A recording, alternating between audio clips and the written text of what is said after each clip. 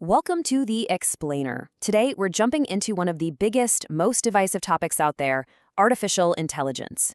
So, what is it? Our ticket to a better future? The thing that's going to end us all? Or maybe just a whole lot of smoke and mirrors? See, on one side, you have the total optimists. We'll call them the AI boomers.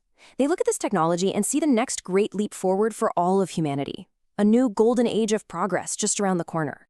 But then you've got the other side, the doomers. And they're not just cautious, they are sounding the alarm with frankly terrifying certainty. They're warning us that we're building something that will, without a doubt, lead to our own extinction.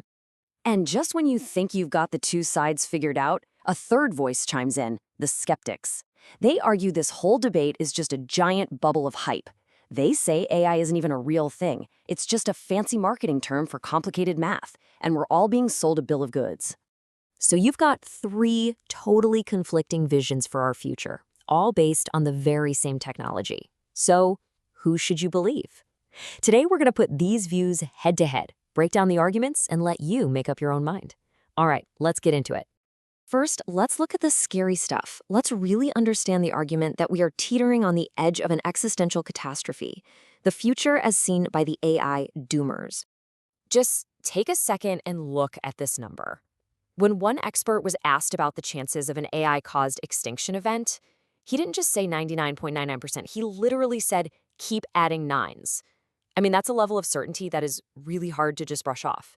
So how on earth do they get to such a terrifying conclusion?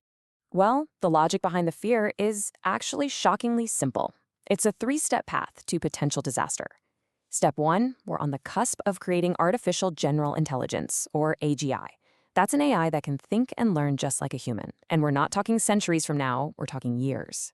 Step two, that AGI will immediately start improving itself, becoming a superintelligence far beyond anything we can comprehend. And that leads to the third, and most important step. We lose control. We have absolutely zero proven ways to contain a being that is exponentially smarter than every human on Earth combined.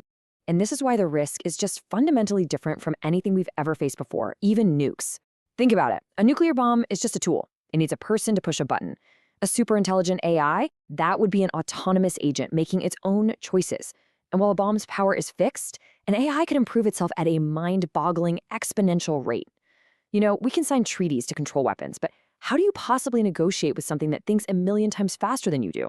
For the doomers, this is the central, unsolvable problem. Okay, whew, that was a serious dose of existential dread. But what if that same unstoppable intelligence isn't a threat at all, but a promise?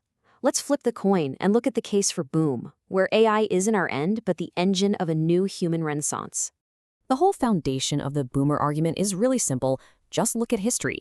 They argue that, yeah, we have problems, but the overall arc of human history bends up. We're constantly getting better, safer, and more prosperous. And that's largely thanks to our technology and our ingenuity. For them, AI is just the next logical step, the most powerful tool we've ever created in that upward climb. So what would that future even look like? Well, this analogy gives a pretty fascinating picture. Imagine a benevolent superintelligence managing us the way park rangers manage Yellowstone. The rangers don't tell the squirrels what to do every day, but they do step in to prevent a massive plague or stop a devastating war between rival squirrel gangs. The AI would ensure our survival and stability while pretty much leaving us free to live our lives.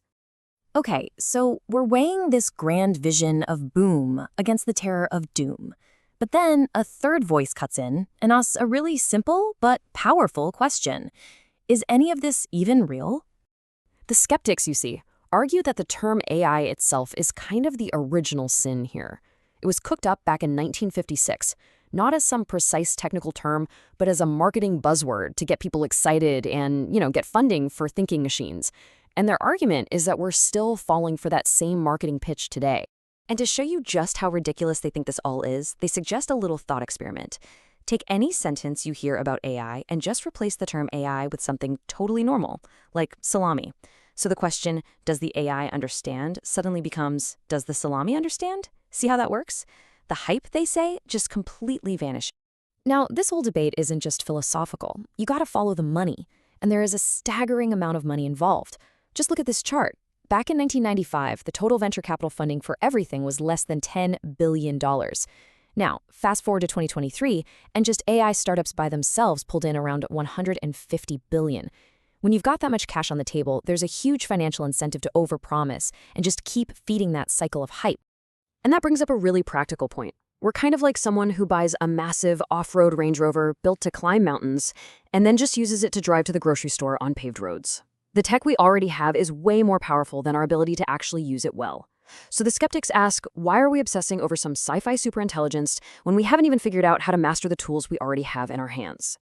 So somewhere between the utopian dreams and the doomsday prophecies, where are we right now? Well, the reality on the ground isn't one single event. It's a process, a global, escalating arms race for intelligence supremacy. Now this brings us to a really counterintuitive theory about how this all might play out.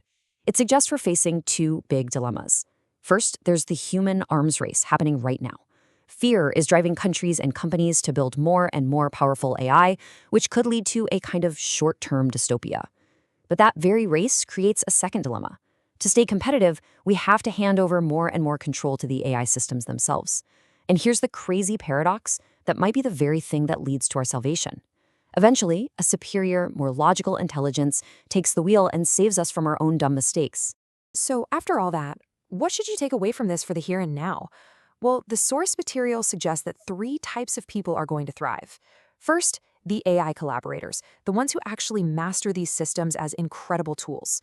Second, the masters of human connection, people who are amazing at the skills AI just can't replicate, like empathy and leadership. And third, maybe the most important of all, the truth parsers, the people who get really good at cutting through the noise and figuring out what's real and what's AI-driven manipulation. Okay, so we've been through the case for utopia, we've walked through the logic of catastrophe, and we've had a big dose of cynical reality. So where does that leave all of us? The thing is, the path forward, it isn't set in stone. This quote really captures the moment we're in. Like pioneers staring out at a totally unexplored land, we're facing challenges and opportunities that no one has ever faced before. The choices that we're making right now, you, me, companies, whole countries, we are drawing the map for whatever comes next. And ultimately, we're left with this one fundamental question.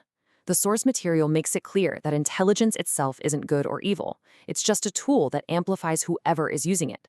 So this whole debate about AI's future, it's not really about technology. It's a mirror.